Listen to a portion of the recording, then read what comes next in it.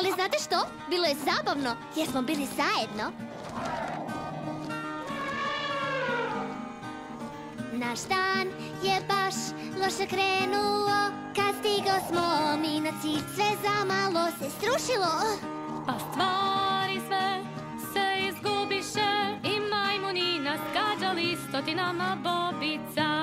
Al sve ipak je dobro, jer glave nismo spuštali. Nismo htjeli odustat, jer složni nismo bili. Pobjedili smo sve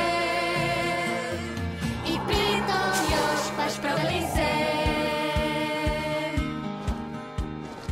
Gle, kućica!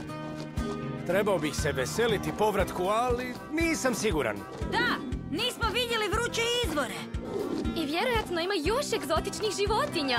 Čekajte, ne želite valjda reći da... Voljeli bismo ostati. Možemo li? Da, možemo li? Pa ja se slažem. Ja sam presretna. Na vruće izvore, molim. I sve je tu baš jako zabavno. A kada krenu smo mi, sve dosadno se činilo.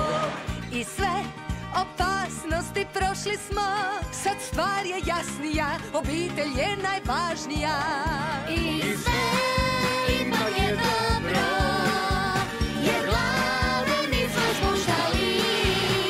Nismo htjeli odustat, jer složni nismo bili.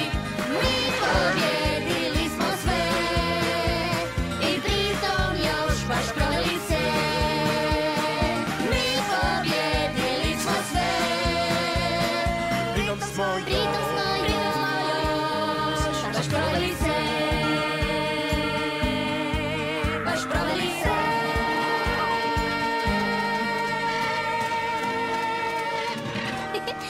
Jedva čekam sljedeći odmor, mama.